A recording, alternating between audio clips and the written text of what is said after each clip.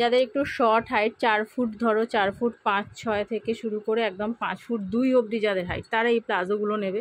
এগুলোতে দেখো ইলাস্টিক পাচ্ছ আর এরকম দড়ি পাচ্ছ, ঠিক আছে।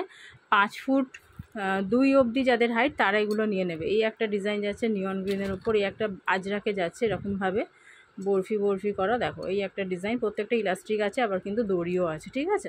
এই একটা আজরাকে যাচ্ছে, এটাও খুব সুন্দর। এই একটা আজরাক প্রিন্টের মধ্যে যাচ্ছে।